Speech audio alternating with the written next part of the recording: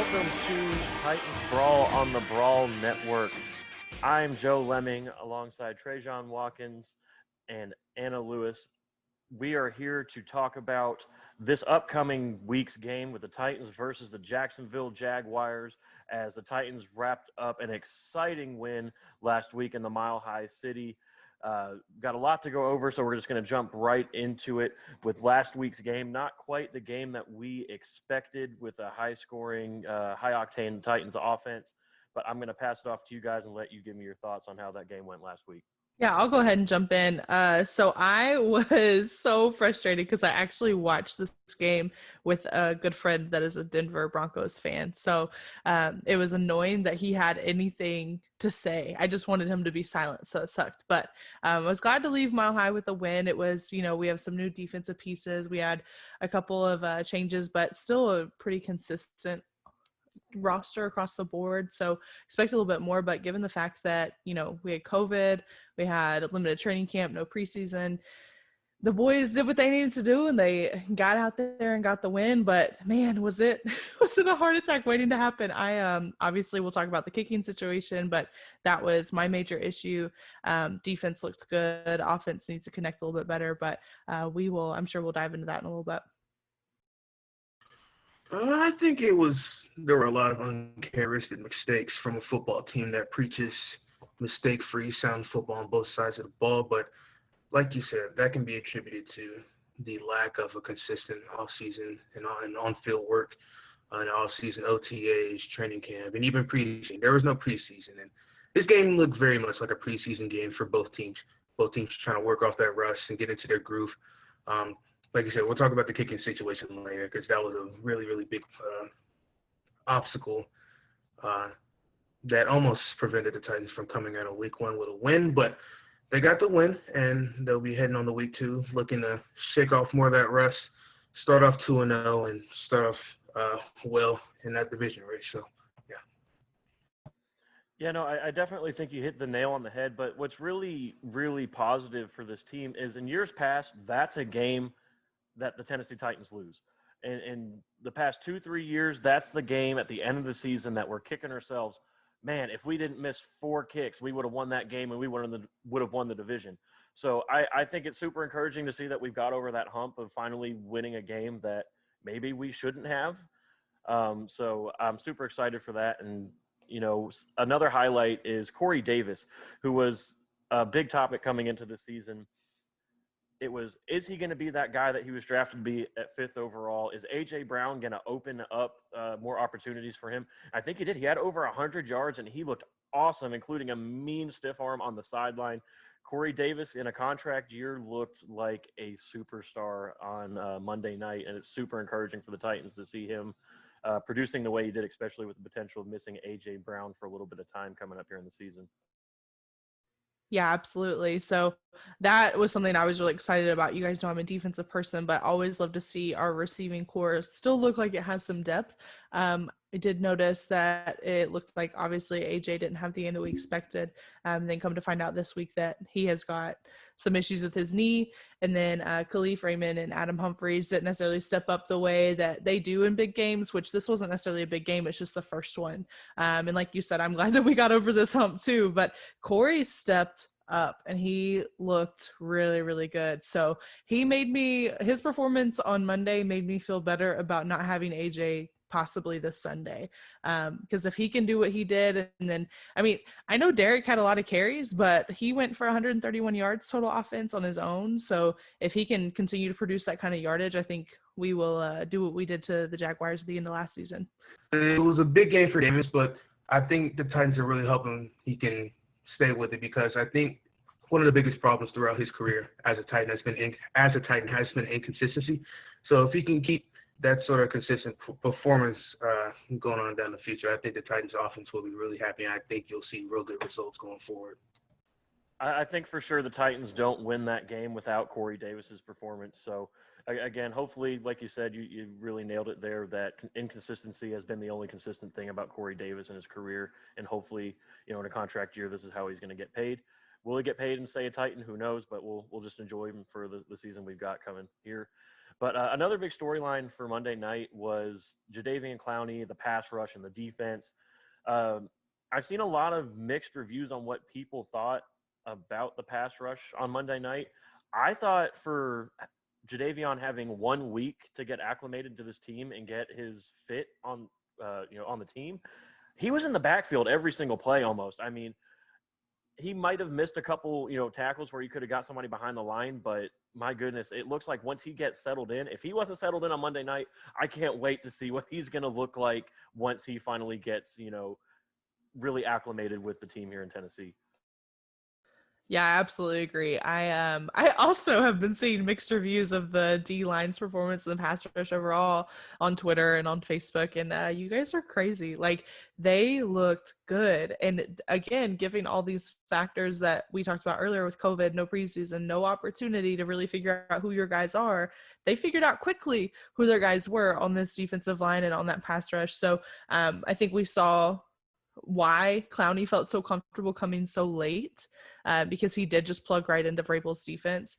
And then we also saw why he got paid, because not only did he get in the backfield a lot in his seventh day officially being here, he opened up opportunities for Jeffrey Simmons to get in there and make a body slam, a 4th and goal stop. He made gaps open for Harold Landry. He opened up opportunities for everybody else as well, and that's what you want out of a teammate. That's what you want out of a leader, and those are the guys you pay. So I think everybody was wondering how we were going to look without Jarrell Casey, and I will say Jarrell Casey looked really good on Monday night, but I think that we have filled that hole, and I think that overall so far, knock on wood, signing Jadeveon Clowney was a really good decision by the front office.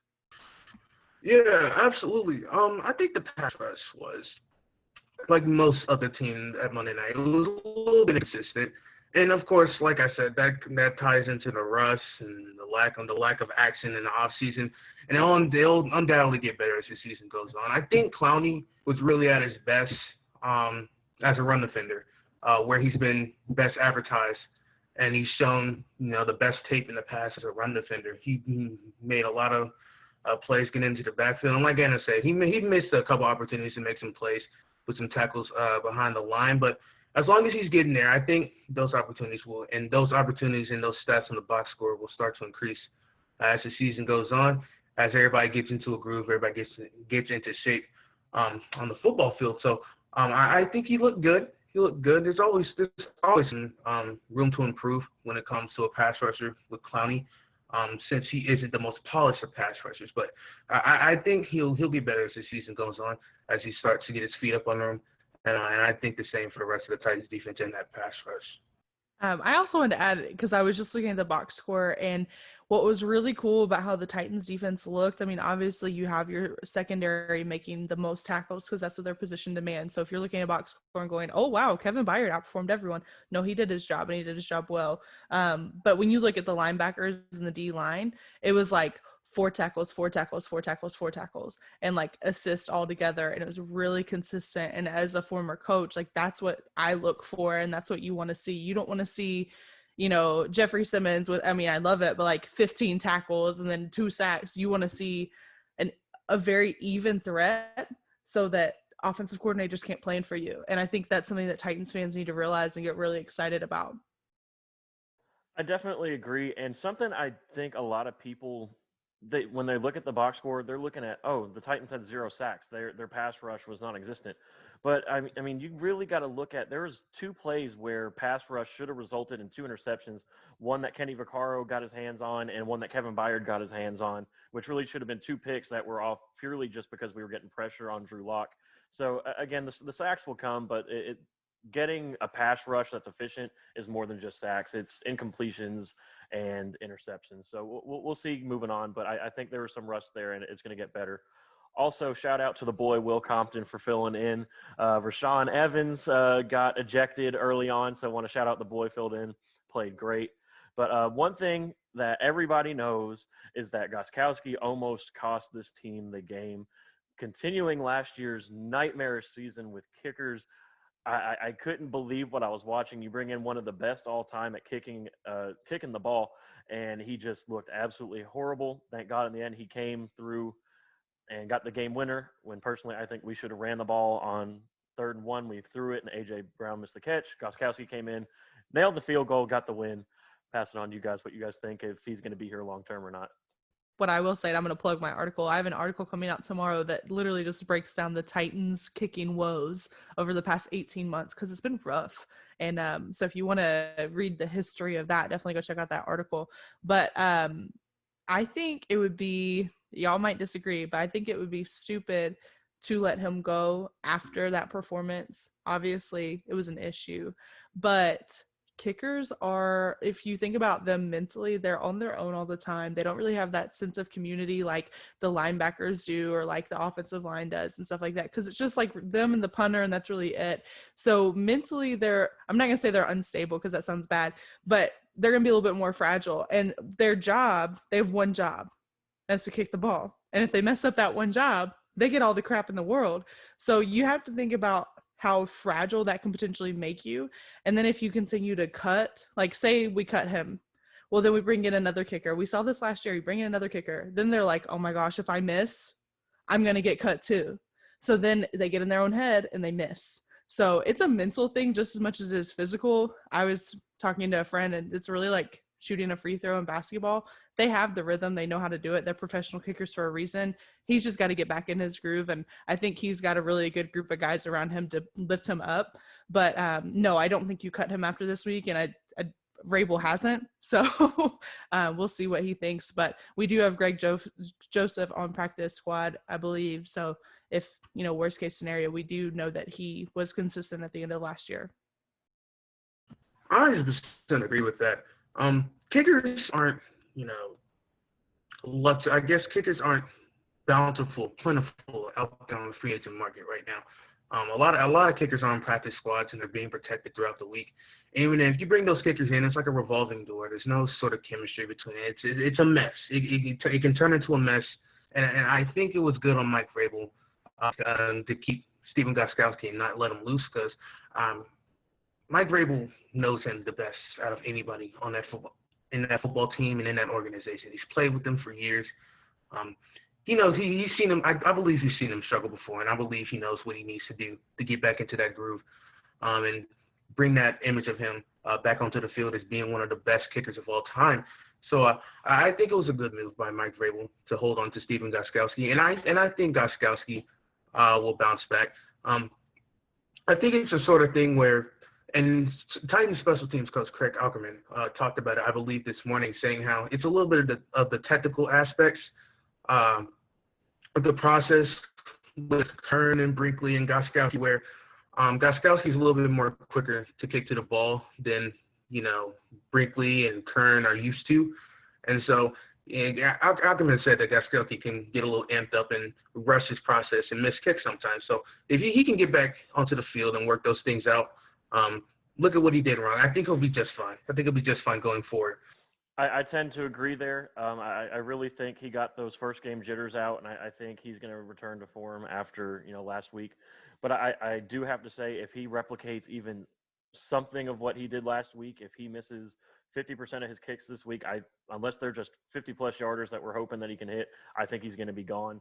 But I don't think that's going to be the case. All right, enough about last week's game. Let's move on to this week's opponent, the Jacksonville Jaguars, who are coming off one of probably the most impressive wins of the Week 1 NFL season. They upset the Indianapolis Colts, who have been, crowned as one of the top AFC contenders after signing Phillip Rivers. They fall flat in Jacksonville, and Jacksonville takes the Week 1 win. Yeah, that was absolutely wild. I didn't get to watch the game because they didn't show it here in Nashville, but I did catch some stuff on Game Pass, and I was just kind of stunned because there were pieces of the Colts that looked really good, and there were pieces of Jacksonville that looked really good, and there were pieces on both sides that looked really bad. So I guess, Jacksonville just came up ready to prove a point. I think everybody's been discounting Jacksonville as a whole, and maybe they're trying to take on that underdog mentality that the Titans always thrive off of. They're, copying stuff out of our playbook. But, they were projected to be the worst team in the league. So I think that probably got to some of the guys, and they decided, it's time to step it up and prove a point. But I do think that I was watching film earlier on I think it was September 9th, maybe, when we matched up with Jacksonville in Jacksonville. And that's when Gardner Minshew last played against us. And he didn't look awesome against our defense. We have a lot of the same pieces across the board. Of course, you don't have Logan Ryan and you're missing Gerald Casey, but we have picked up pieces along the way to fill in those gaps. So I think from the way our defense looked on Monday night, we should feel pretty confident going up and matching up against that offense. And then when you flip on the other side of the ball, Jacksonville lost one of their biggest, or they traded away, I should say, that one of their biggest pass rushers. Our offensive line looked decent on Monday night. I think they'll continue to get it together and protect Ryan Tannehill. Derrick Henry is going to make a point. He always does with Jacksonville. Last year, he gave us some of the best gifts we could ask for on Twitter when Jacksonville fans start coming for us. So I think it'll be a good game. I think it sounds like we're going to be missing A.J. Brown. But like we said earlier, Corey Davis really stepped up on Monday night. So I feel pretty confident in him and the other pieces on that offense like Jonnu and Michael Pruitt went in there and made some really big plays. Anthony Ferkster made some big plays, and our receiving core just looked really good as a whole, tight ends and all. So I think I know a lot of people are like, okay, don't count Jacksonville out, but I do think that we're going to go there and prove a point just because we have this relationship with the franchise. Last time we played them, we beat them 42-20. So I don't think it's going to be that much of a blowout, but I think you can expect 24-14, 24-10, something like that. Jacksonville pulled off a real nice win in Week 1 against the Indianapolis Colts at home.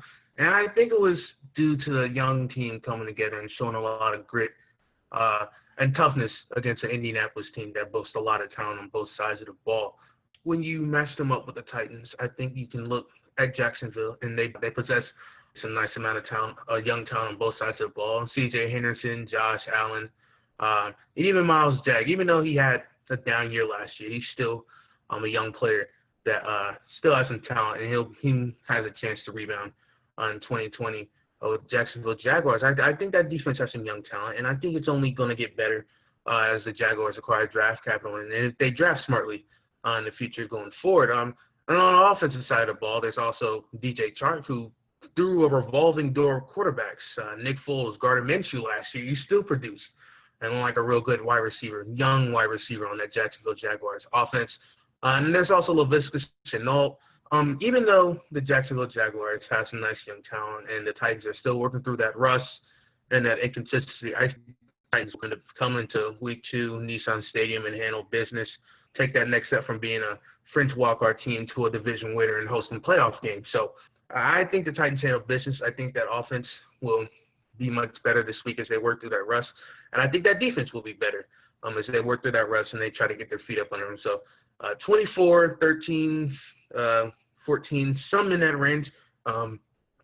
Might be a close game early on, but I think the Titans pull away in the second half and start out 2-0.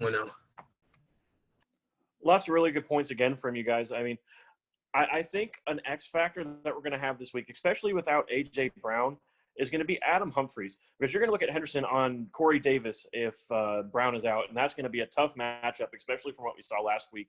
But something I really want to hit on is everybody keeps assuming that the Jacksonville Jaguars are going to be tanking for Trevor Lawrence. I don't think they need him, and I'm going out on a limb and saying that Gardner Minshew is a QB of the future. I watched him a lot in college coming out of Washington State. He was a Heisman candidate for almost all of his last season. And he got drafted in the 7th round, I think it was. I mean, he's came in, he's won football games for a really bad Jacksonville team, and he went 19 of 20 last week against Indianapolis. I don't care if they were being slept on. I don't care if it was game plan. You don't come in the NFL and go 19 out of 20 in a regular season game and don't have potential to start at quarterback. So I think the Jacksonville Jaguars would be doing a tremendous disservice by tanking to get Trevor Lawrence, because I don't think they need a quarterback. I think if they build a team around Gardner Minshew, they can be, a competitive team moving forward. But again, coming into this week, I think especially without A.J. Brown, you're going to be looking at a lot of Jonnu Smith and Adam Humphries. I think the defense should, as long as they can get pressure to Gardner Minshew, I still don't think he has enough NFL experience to go through his progressions as well as he should. So hopefully we can get a couple turnovers. And as always, it goes without being said at this point, Derrick Henry should have a day.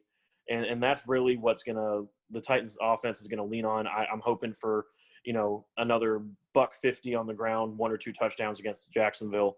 But I think the Titans are going to pull this one out 24-10, if not more of a lopsided game. I just kind of like how the Colts always had the Titans numbers for the longest time. We have their number. We're killing them in the franchise matchup history. And I don't see any reason why this week would change the tide of that. I think the Titans are going to go big, at least 24-10 this weekend. Who are your guys' X factors for this game? So I tend to agree with you on offensive side of the ball. I think Adam Humphries is going to have to step up, and I think we're going to see him have a big game because you're right. Corey Davis is going to be wide receiver number 1 if A.J. Brown is out. So he's going to really struggle, not struggle, but it's going to be harder for him to get open. So I think we have to see Adam Humphries or Jonnu Smith have a really big game on the offensive side of the ball. And on the defensive side of the ball, again, I'm a big pass rush person, just 100% anyways, but I think you have to see Clowney and Simmons really work in tandem together again, because the reason I love Titans football is because it's always been, we're physical, we're going to make our presence known, and you're going to feel us for the remainder of the week after you play us. And Simmons, Clowney, and Landry scream that. So I want to see Simmons and Clowney continue to build their relationship as a unit together and see what they can do and make Minshew and any running back or any really offensive player that's going to be in the backfield feel their presence. The stock has been really high on Jonnu Smith all throughout the offseason. And even though he doesn't really get the targets, when he does get the targets, he makes the most of them. I think the Titans will try to do a lot more unconventional things to get the football in his hands, because when he does get the football in his hands, he's a real special talent and fun to watch.